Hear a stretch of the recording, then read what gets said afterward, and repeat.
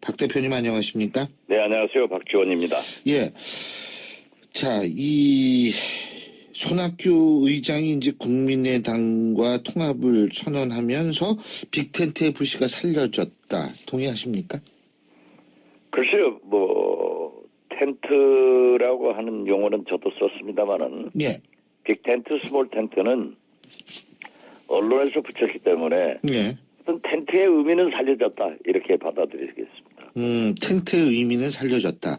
근데 앞으로 여기에 사실 정운찬 전 총리라든지 김종인 전 대표 같은 분들의 합류가 중요한 거 아니겠어요? 그렇습니다. 그런 분들이 들어오시면은 더 다이나믹하고 좀 튼실하겠죠. 근데 가능하다고 보십니까? 정운찬 총리는 계속 말씀 중에 있고, 예. 김종인 전 대표께서는 국민의당으로 오실는지 그 여부는 아직 확정되지 않았습니다. 손학규 전 대표 측은 먼저 가 있으라 이런 얘기를 했다고 하지 않았습니까? 글쎄요, 그건 두 분 사이에 이루어진 얘기는 저는 잘 모르겠습니다. 예, 근데 왜 김종인 전 대표는 그러리라고 생각하시죠? 좀 모르겠다고 생각하시는 거죠? 글쎄요, 그분이 의원직을 사퇴하고 예. 저희 국민의당에서 대통령 후보 경선을 저도 권했습니다. 예. 그렇지만 거기에 대해서 특별한 말씀이 계시지 않았기 때문에 예. 제가 왈가왈부하는 것은 좀 부적절하다고 생각합니다. 그렇군요. 자, 그리고 저희가 어제 바른정당 주호영 원내대표하고 인터뷰를 했었거든요. 근데 연합 협치 측면에서 국민의당과의 빅텐트 가능성은 열어놔야 된다. 특히 바른정당은 영남이고 국민의당은 호남이 지지 기반이기 때문에 지역 감정이란 병폐도 없앨 수 있다. 이런 긍정적인 얘기를 하더라고요. 동의하십니까? 바른정당과 저희 국민의당은 정체성에 굉장한 차이가 있습니다. 예. 그렇기 때문에 우리가 정치 공학적인 어떤 연정 그런 것보다도 법과 제도적으로 국민들로부터 공인받는 것이 제일 필요합니다. 그런 의미에서 우리는 결선 투표제를 도입해서 국민들로부터 정책과 모든 것을 검증받아서 국민으로부터 인정받는 것이 새 정치다 이렇게 생각합니다. 지금 대표님께서 결선 투표제 말씀하셨는데 지금 개헌을 국민의당의 당론으로 정하고 있죠, 그죠? 네. 예. 근데 이 결선 투표제가 물론 아직도 논란의 소진이 있습니다만 개헌이 필요하다는 그런 주장을 하는 측도 있죠. 그렇죠? 저희는 공직선거법 개정으로 가능하다고 하고요. 예. 만약에 공직선거법이 개정돼서 결선 투표제가 실시된다고 하면은 예. 유언의 소지가 있다면 그때 헌법재판소의 심판을 받아보는 것도 바람직합니다. 예. 자, 근데요. 어쨌든 지금 그 결선 투표제도 말씀을 하셨습니다만, 지금 국민의당이 호남에 지지 기반을 둔 거는 사실 아니겠습니까? 그죠? 그렇습니다. 근데 이제 문재인 전 대표 같은 경우에는 굉장히 지금 호남 쪽에 공을 많이 들이고 있는 것 같다는 느낌을 받는 것이 김상곤 전 교육감을 선대위원장으로 임명했고 송영길 의원을 총괄본부장으로 임명했거든요. 자, 지금 문재인 전 대표의 호남에 있어서의 어떤 그 상황도 점점 나아지고 있다 이런 얘기가 있는데 어떻게 보십니까? 물론 여론조사 수치로 보면은 호남에서도 상당한 지지를 받고 있는 것으로 알고 있습니다만은 제가 호남을 다녀보면은 예. 문재인 후보를 지지하는 사람은 별로 없었습니다. 그리고 그분들 자신이 누가 이렇게 지지를 해서 여론조사 결과가 높게 나오느냐 하는 그 자체를 의아하게 생각하거든요. 그러니까 그게 의아하게 생각한다는 말씀은 어떻게 받아들일까요? 글쎄 그렇게 지지층이 예. 지금 여론조사상에 나타나는 것처럼 높지 않다 하는 것을 거기 현지에 사시는 분들은 말씀하시는 겁니다. 예. 자, 근데 제가 그 부분은 조금 이따 또 여쭤보고요. 탄핵 얘기 제가 좀 여쭤볼게요. 어제 3당 대표들께서 만나셨죠, 그죠? 우리 박지원 대표님도 네, 가셨죠. 그렇습니다. 3야당 대표들. 예, 야당 대표들, 네. 3야당 대표들이 이제 만나셔가지고 탄핵 인용에 조속한 그 촉구를 하셨는데, 촉구를 한 게 아니라 예, 아주 정중한 표현으로 예, 요청을. 네, 좀 바랍니다 하는 예. 용어를 쓰자 저는 그렇게 주장을 했습니다. 아, 그렇게 주장을 하셨군요. 네. 제가 그 부분에 대해서 여쭤보려고 한 것이 일각에서는 헌법재판소의 빠른 결정을 촉구할 수는 있겠지만 이 결론까지 이렇게 좀 얘기를 하는 것은 좀 지나친 거 아닌가 이런 얘기들이 있는데 어떻게 보십니까? 저도 바람직하지 않다고 생각합니다. 예, 특히 문재인 대표께서 예, 인용이 되지 않을 것이라는 말씀을 하면서 이번 토요일 날 촛불을 더 밝히자라고 하는 것은 이 헌법재판소에 대한 정치인으로서 국민으로서 예의가 아니라고 생각합니다. 근데 어제 그런 결론에서 함께 발표하신 거는 그러면 저희가 예, 그 제 3야당 대표들은 예, 좀 박한철 소장께서 말씀하신 대로 예, 3월 13일 즉 이정미 현 대행의 임기 만료 이전에 인용이 좀 됐으면 좋겠다 하는 우리들의 소박한 의사를 표명한 거지 예. 인용이 안 된다 이러한 것을 얘기한 것은 결코 아닙니다. 그렇군요. 근데 그 탄핵 위기론 이게 이제 지금 뭐 누구는 뭐 이미 마음을 기각으로 결정했다 헌법재판관 이거는 사실은 거의 있을 수 없는 일이거든요. 그렇습니다. 그 예? 괴담입니다. 그 괴담, 그러니까 페이크 뉴스죠, 가짜 뉴스, 그죠? 그렇죠, 페이크 예. 뉴스죠. 예. 그렇게 생각하시는군요. 예, 그래서 제가 그걸 좀 그런데 여쭤보고 그러한 예. 것을 예, 그 일국의 대통령 후보를 자처하시는 분이 예, 그 인용이 안 되는 것을 가상을 하고 광화문의 촛불을 더 밝히자라고 예. 하시는 말씀은 좀 부적절했다 저는 그렇게 생각합니다. 근데 왜 그런 얘기를 했다고 보십니까?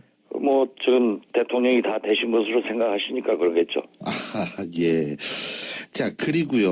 오늘 원래 대통령에 대한 대면 조사 일정이 있었지 않습니까? 그런데 이게 이제 백지화가 됐는데 박 대통령 측은 특검팀에 사과를 요구하고 특검이 언론 플레이를 하고 있다. 이렇게 하고 있는데 이 부분은 어떻게 보십니까?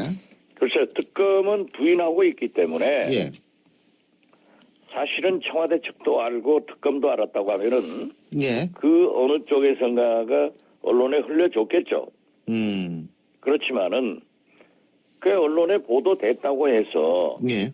청와대가 대면 조사를 거부하는 것은 옳지 않습니다. 지금까지 그러한 일이 비일비재했고 다 그렇게 밝혀졌습니다. 그리고 예. 박근혜 대통령께서 특검으로 출두해서 예. 조사를 받는 것도 아니고 예. 특검이 청와대 경내로 들어가서 조사를 한다고 하면은 공개가 되겠습니까? 사진이 찍히겠습니까? 누가 보겠습니까? 이것을 가지고 알려졌으니까 대면 조사를 거부한다 하는 것은 대통령답지 않고 옳지 않은 태도라고 저는 생각합니다. 근데 이제 이렇게 자꾸 되면 3월 13일 아까도 잠깐 그때까지는 좀 됐으면 좋겠다고 정중하게 좀 바람을 얘기한 것이다 이런 표현을 쓰셨는데 가능은 지금 하죠. 근데 넘어갈 수 있는 가능성도 있는 거 아닙니까? 그러니까 박근혜 대통령은 특검의 기일을 자꾸 연기시키려고 선고일자를 연기시키려고 꼼수를 부리는 거죠. 이런 조건 내세우고 저런 조건 내세우고 예. 그런다고 해서 헌재가 특검의 수사 결과만 가지고 하는 건 아니거든요.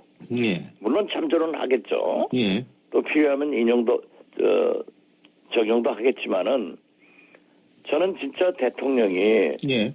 이러한 최순실 이런 국정농단 사건을 자꾸 꼼수를 부리면서 거짓말을 하면서 넘기려고 한다고 하면은 어떻게 일국의 대통령이 다시 또 저런 추한 모습을 보일 수 있는가 하고 그 자체에 대해서는 엄청나게 흥분을 합니다. 황교안 대행이 이런 상황에서 특검 수사 기간의 연장은 어떤 입장을 가질 거라고 보십니까? 황교안 대행은 당연히 공안검사 출신이고 예.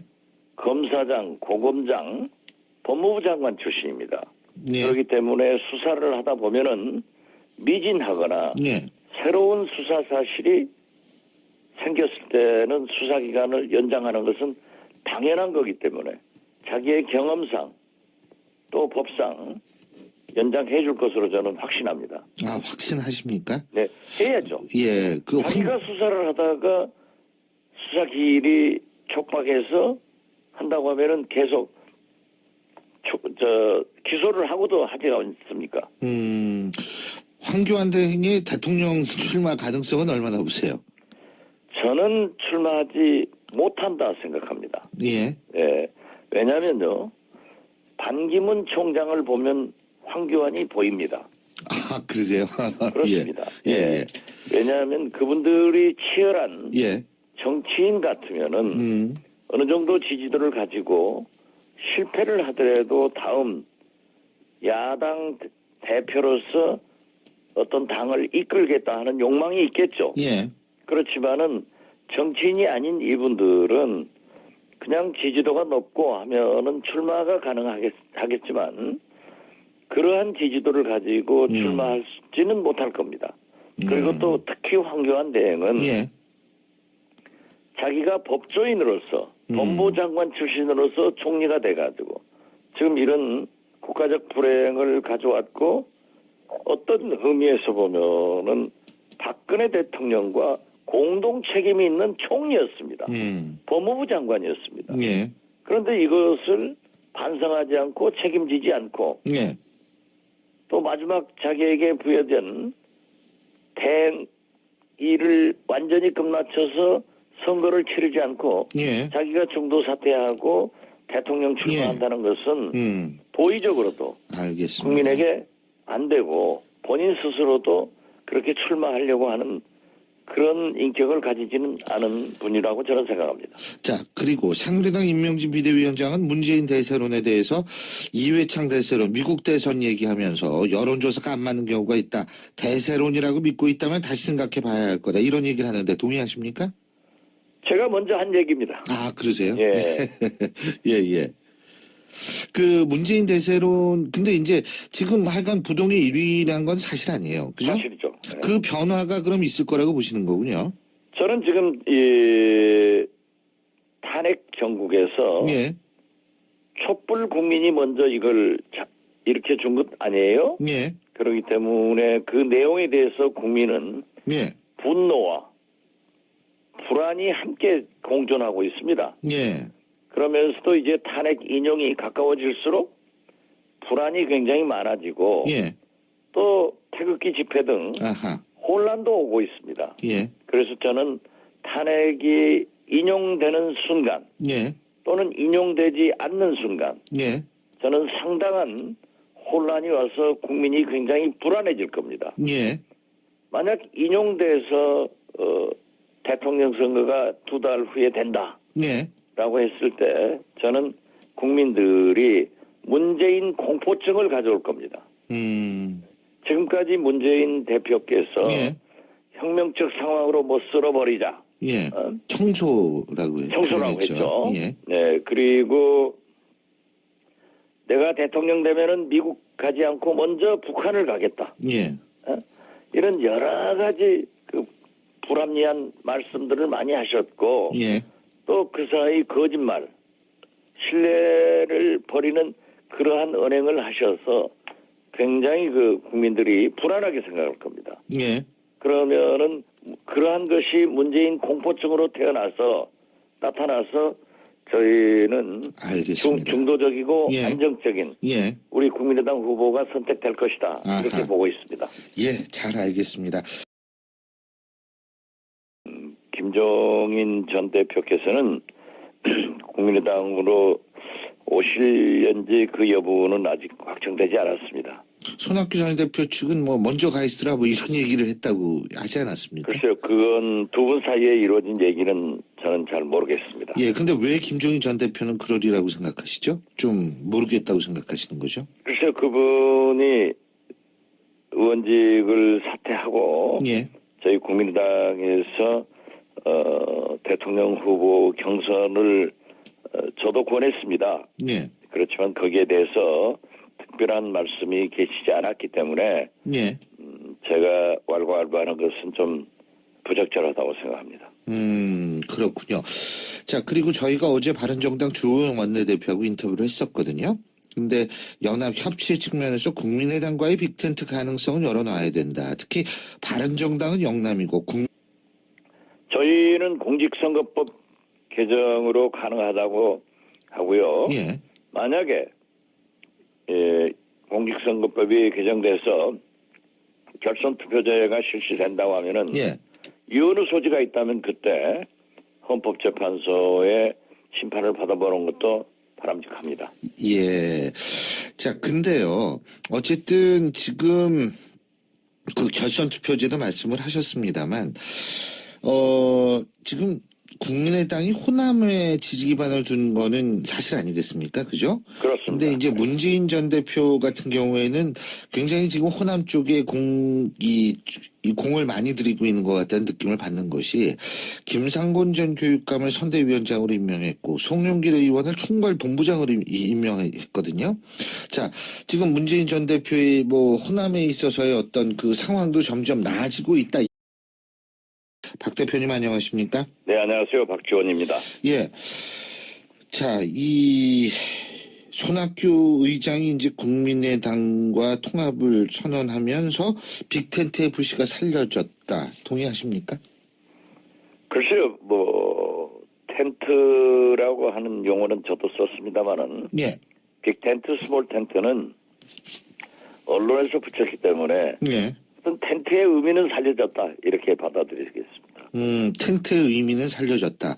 근데 앞으로 여기에 사실 정운찬 전 총리라든지 김종인 전 대표 같은 분들의 합류가 중요한 거 아니겠어요? 그렇습니다. 그런 분들이 들어오시면은 더 다이나믹하고 좀 튼실하겠죠.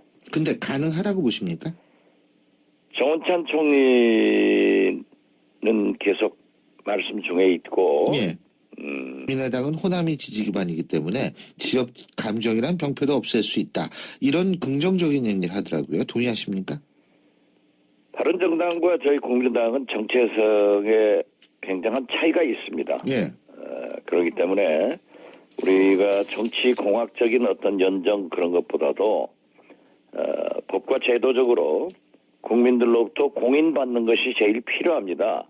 그런 의미에서 우리는 결선 투표제를 도입해서 국민들로부터 정책과 모든 것을 검증받아서 국민으로부터 인정받는 것이 새 정치다 이렇게 생각합니다. 지금 대표님께서 결선 투표제 말씀하셨는데 지금 개헌을 국민의당의 당론으로 정하고 있죠. 그죠? 네. 예. 근데 이 결선 투표제가 물론 아직도 논란의 소진이 있습니다만 개헌이 필요하다는 그런 주장을 하는 측도 있죠. 그렇죠? 이런 얘기가 있는데 어떻게 보십니까? 물론 여론조사 수치로 보면은 호남에서도 상당한 지지를 받고 있는 것으로 알고 있습니다만은 제가 호남을 다녀보면은 예. 문재인 후보를 지지하는 사람은 별로 없었습니다. 그리고 그분들 자신이 누가 이렇게 지지를 해서 여론조사 결과가 높게 나오느냐 하는 그 자체를 의아하게 생각하거든요. 그러니까 그게 그 의아하게 생각한다는 말씀은 그 어떻게 받아들일까요? 글쎄 그렇게 지지층이 예. 지금 여론조사상에 나타나는 것처럼 높지 않다 하는 것을 거기 현지에 사시는 분들은 말씀하시는 겁니다. 예. 자, 근데 제가 그 부분은 조금 이따 또 여쭤볼게요.